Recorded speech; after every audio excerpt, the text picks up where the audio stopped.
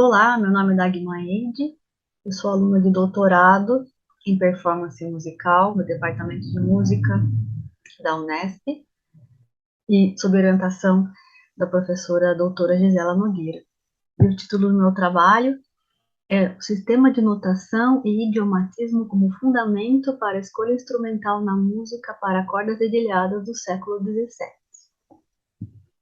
O assunto geral é a escolha do instrumento para a interpretação da música barroca para cordas dedilhadas, no caso específico da guitarra barroca.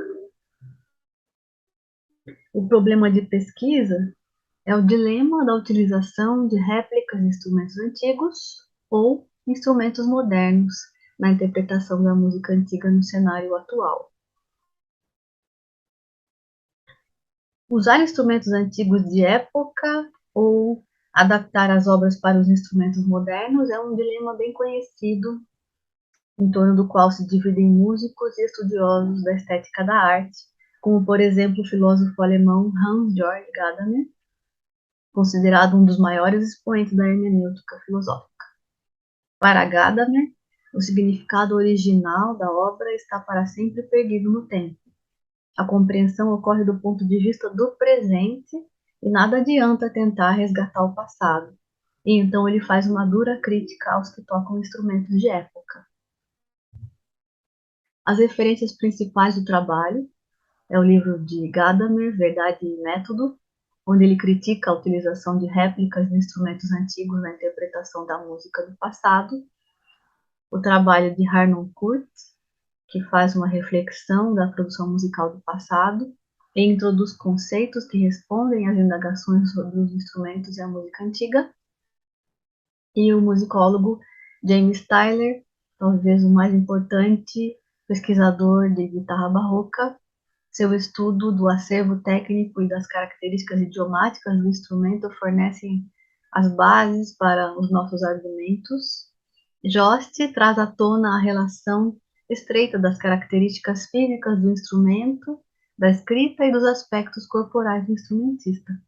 Essa relação estreita das características do instrumento, da escrita e dos aspectos corporais do instrumentista se dá de maneira mais especial quando falamos da guitarra barroca, como apontamos no trabalho escrito apresentado para esse congresso.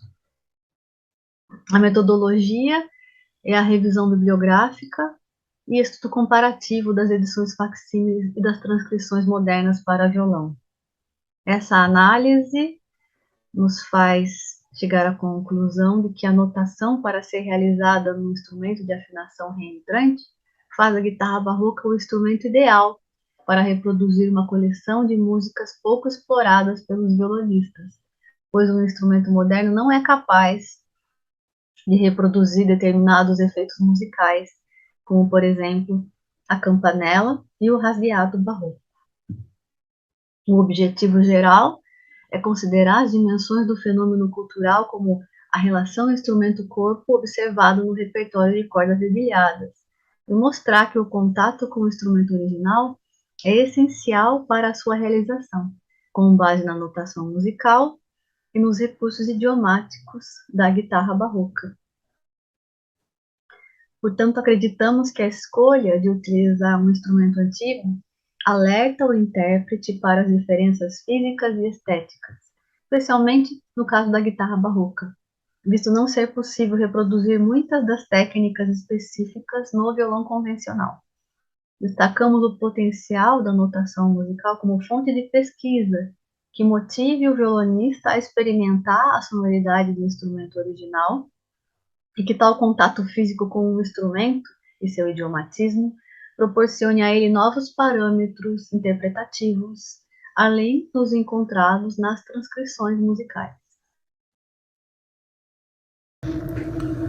Olá, me chamo Daniel Figueiredo, curso doutorado em música na Unesp, sob orientação do professor Marcos Pupo, e essa minha comunicação tem o título A Performance da Diminuição no Tratado Ricercate Passaggi et Cadenti de Giovanni Bassano. Essa comunicação tem como foco as informações sobre a performance da diminuição contidas no Tratado Ricercate Passaggi et Cadenti de Giovanni Bassano, músico veneziano em atividade no final do século XVI e começo do século XVII. Para isso, foi feita uma contextualização do tratado, principalmente da sua carta ao leitor, no contexto da tradição da diminuição, especialmente em contraponto com a ópera intitulada Fontegara, de Silvestro Ganassi, e o Tratado de Glossas de Diego Ortiz, assim como a coletânea Motetti Madrigali e Canzoni Francesi, do próprio Giovanni Bassano, buscando assim oferecer um melhor entendimento da performance da diminuição no final do século XVI. Ricercate Passaggi et Cadenzia apresenta 8 ricercatas solo, passagens e cadências diminuídas, e 2 exemplos de diminuições completas sobre a primeira parte do madrigal Senhor Mio Caro, de Cipriano Derorio. A carta ao leitor é a única parte do tratado no qual Bassano dá explicações sobre como e para o que funcionam os exemplos de diminuição e peças apresentadas. Bassano deixa claro logo no começo da carta que o propósito do tratado é didático, que a grande maioria das publicações sobre diminuições da época, que no geral seguiam modelos pré-estabelecidos pelos primeiros tratados sobre o tema. A primeira publicação sobre a arte de diminuir, a ópera intitulada Fontegara, serviu de modelo para as publicações seguintes sobre o tema. Apesar de ser um tratado também sobre flauta doce, o autor dedica 13 dos 25 capítulos à diminuição, fornecendo regras sobre a diminuição e uma grande quantidade de exemplos e intervalos diminuídos. Porém, o Tratado de Ganassi não apresenta peças completas diminuídas, sendo o Tratado de Glossas de Diego Ortiz a primeira publicação a incluir exemplos completos de diminuição e também ricercatas, e essas 2 obras serviram de exemplo para as publicações seguintes. Desta forma, podemos observar que Bassano faz uso de um formato previamente estabelecido para os tratados de diminuição, apresentando em Ricercate Passaggi et Cadenzia os diversos intervalos diminuídos adotados por Ganassi e as ricercatas e peças completas por Diego Ortiz. Sobre as ricercatas, a afirmação de Bassano pode ser lida de 3 pontos de vista diferentes. O primeiro compreende que as ricercatas são um estudo técnico para a performance. O segundo entende que elas podem apresentar o entendimento da realização de uma diminuição por meio dos próprios processos de diminuição presentes nas ricercatas. Já o terceiro pode ainda ver essas peças como um estudo da organização do discurso na diminuição, ou da linguagem idiomática e instrumental presente na diminuição. Essas questões podem ser observadas com maior ou menor grau de profundidade em todo o repertório de ricercatas, em especial nas compostas pelos precursores de Bassano, Silvestro Ganassi e Diego Ortiz. Já sobre os diversos exemplos de passagens e cadências diminuídas, na sua carta ao leitor, Bassano explica que as passagens e cadências podem ser utilizadas da exata forma como estão escritas ou de outras maneiras alterando a sua forma original. O próprio Bassano não utiliza essas fórmulas de maneira literal nas 2 diminuições do madrigal do Cipriano Derorio presentes no fim do livro.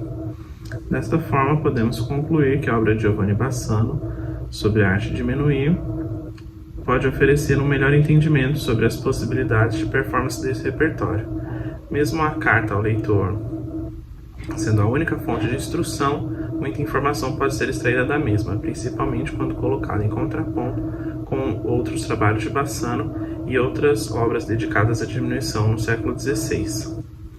Porém, essas informações vão ser lidas sob uma perspectiva do contexto da diminuição nessa época, porque a falta de contextualização pode levar a uma leitura errônea e uma performance equivocada ou anacrônica de um ponto de vista histórico ou musicológico.